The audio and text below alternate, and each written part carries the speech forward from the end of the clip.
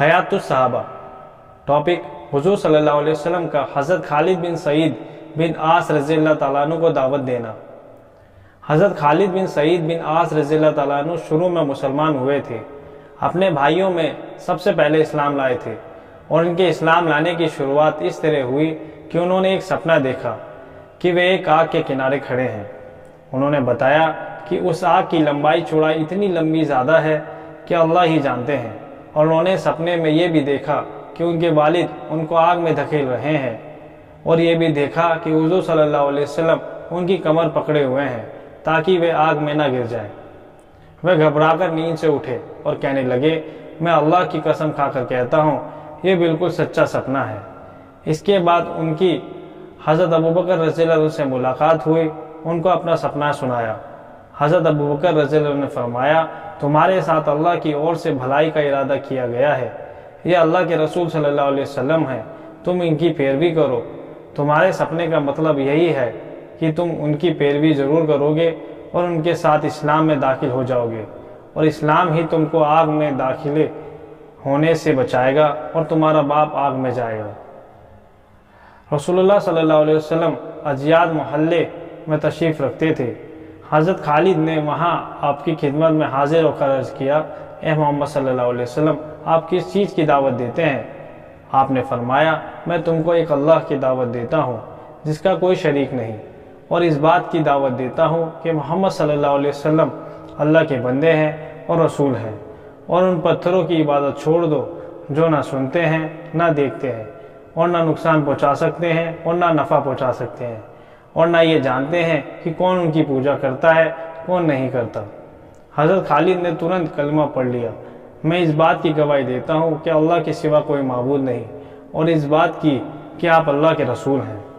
ان کی اسلام لانے سے حضور صلی اللہ علیہ وسلم کو بہت خوشی ہوئی۔ اس کے بعد حضرت خالد اپنے گھر سے غائب ہو گئے، اور ان کے والد کو ان کے مسلمان ہونے کا پتہ چل گیا۔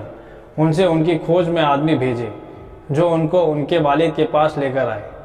والد نے ان کو خوب ڈانٹا، اور جو کوڑا اس کے ہاتھ میں تھا اس سے ان کی پٹائی شروع کر دی۔ وہ کوڑا ان کے سر پر توڑ دیا اور کہا کہ اللہ کی قسم میں تمہارا کھانا پینا بند کر دوں گا۔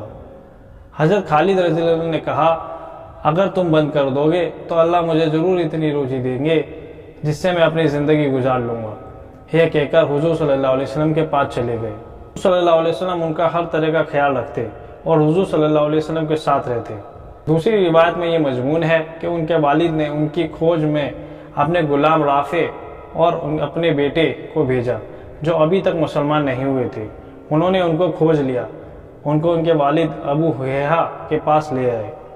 ان کے والد نے ان کو خوب ڈانٹا اور جھڑکا، جس کے ہاتھ میں ایک کمچی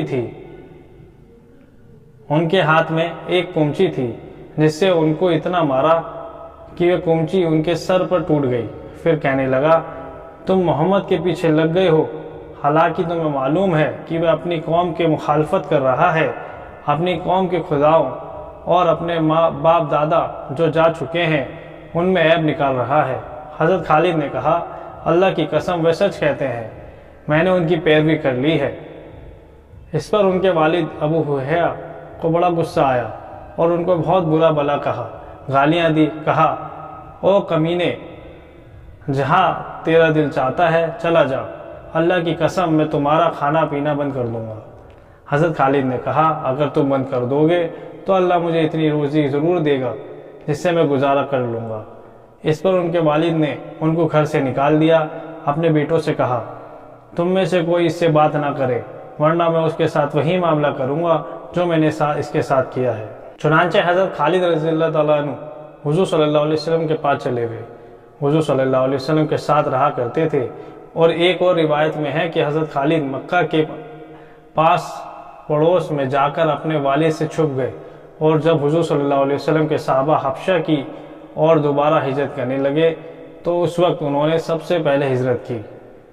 ان کا باپ سعید بن عاص بن امیہ جب بیمار ہوا تو کہنے لگا، اللہ نے مجھے اس بیماری سے شفا دی تو ابن ابی کبشہ یعنی حضور صلی اللہ علیہ وسلم کے خدا کی مکہ میں کبھی عبادت نہ ہونے دوں گا۔